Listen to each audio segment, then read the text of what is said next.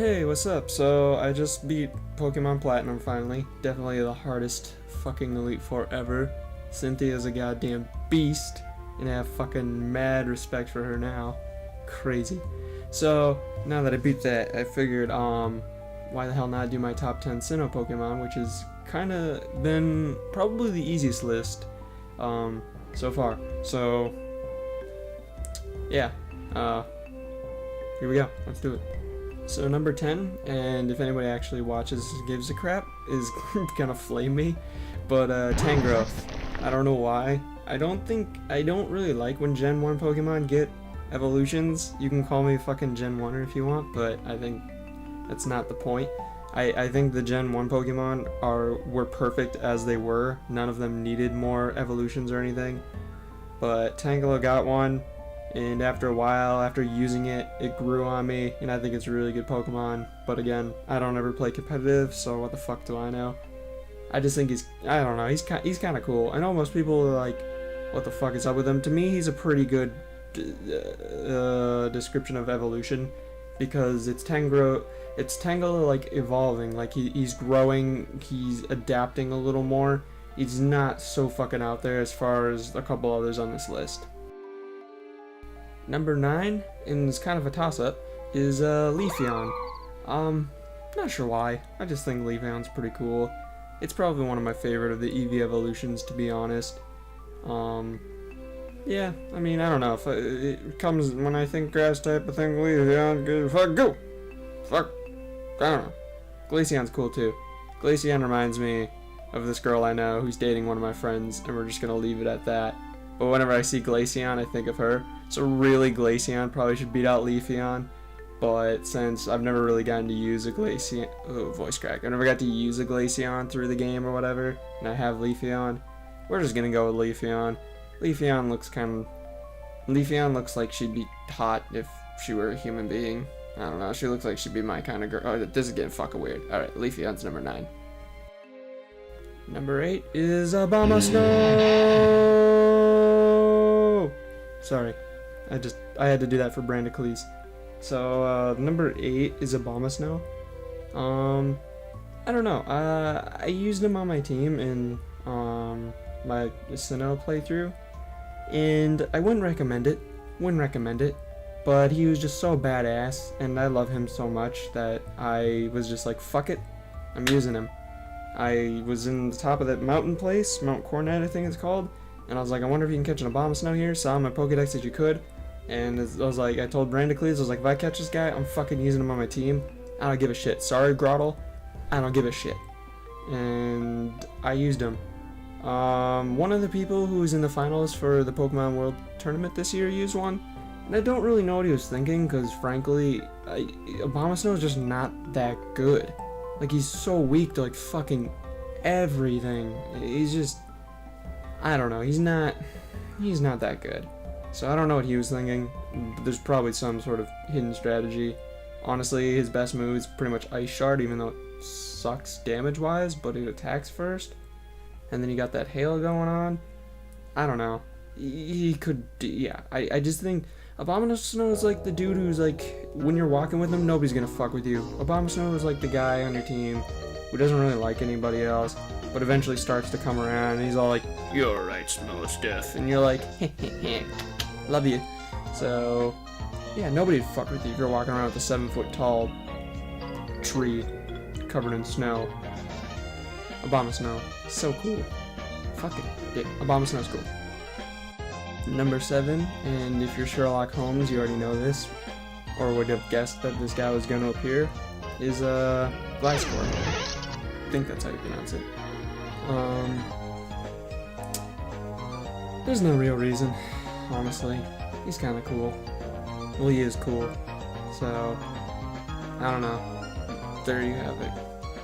Number 6 is Togekiss. I know it's Togekiss. Shut up. So, number 6 is Togekiss. Mainly just because probably it's like my highest level Pokemon presently. And when I got it, I was actually really surprised and shocked. Like, I didn't know Togekiss existed because I never played 4th gen. That's like when I quit. Like, I got like the 8th gym badge on my first playthrough and quit. So when I was playing Hard Gold Soul Silver, imagine my surprise when I got a Togekiss. And yeah, it's really, I don't know, I think it's a really good Pokemon, so yeah, for any other reason, just for that. Number 5, and going back to what I was talking about before with Tangrowth, is Magmortar. I don't think Magmar, like I said, like I don't think any of the Gen 1 Pokemon really needed evolutions. Magmar in particular, I thought Magmar was fine the way he is. His evolution isn't like Tangrowth isn't such a stretch like some of the others but at the same, and like he's an acquired taste. Like I didn't really like him honestly until I started playing with him, because I was like, oh, what does this do? And then I was like, oh, it evolves Magmar. Alright, Marshall, give me your Game Boy. I mean, give me your DS. And then I was like, ooh, Magmortar. Then I started to use them, and I was like, oh, okay, Magmortar's actually pretty freaking cool. And the Pokemon show definitely did not help.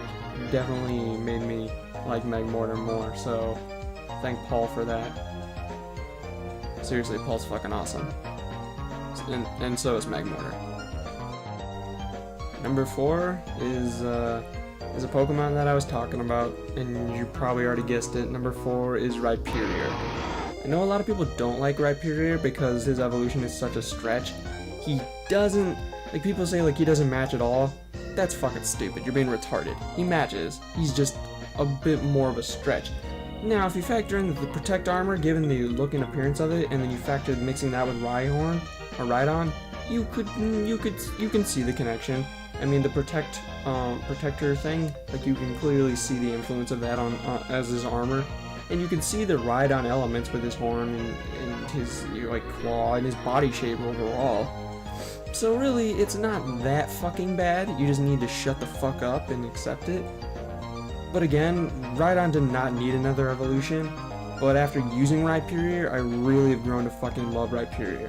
I think he's really cool because he can take hits like a fucking bouse. So, yeah, I mean, he's kind of like Magmortar. He's kind of an acquired taste, but I think his design is actually better than Magmortar's. Yes, he doesn't really fit into the evolution line, but at the same time, evolution doesn't always work that way. Evolution is a growth for adaptability and such. So obviously, given the item that he's holding, it doesn't seem like that much of a stretch. So I mean, yeah, I think he's pretty cool, and I think he gets an unnecessarily bad rep. Yeah, I don't know. I like Rhyperior. He's grown on me. I think he's pretty cool. Unnecessary, but cool. Number 3 is Luxray. I've used Luxray actually on both my playthroughs of the 4th gen, I guess you could say. I've only beaten a Sinnoh themed game or fucking whatever once, and that was just today. So Luxray, I think he's the only cat Pokemon I actually like. So I mean, there's other than Leo, but we'll get to that later. So yeah, Luxray, I don't know. And my favorite gym leader, Volkner, uses a Luxray, so can't go wrong. He was one of the first Pokemon I caught when I originally played Diamond, and I was instantly like, I'm gonna use a Luxray on my team. I even got traded a Luxray randomly when I was using the Global Trade Center. So Luxray, I'm sorry, you're always gonna make my list. You're there. You're an electric Pokemon, and you've stolen the key to my heart. You're awesome. Number 2, and well, there's not much to say. Number 2 is Electivire. Again, he's kind of like Tangrowth. He's not that big of a stretch for an evolution, honestly. I don't know too many people complain about Electivire. Honestly, he's always been like one of my favorites ever since I saw him, and the show definitely made me love him even more after seeing him in action, and then couple that with me using him a little bit, and there you go. Like, I'm hooked. I love Electivire. He's my favorite. No, he's not my favorite monkey Pokemon, but he's definitely up there. I just think he's really cool. To me, he fits better than Elekid. So if you bitch about Electivire, just remember fucking Elekid. And don't you fucking dare tell me Elekid fits better than Electivire does.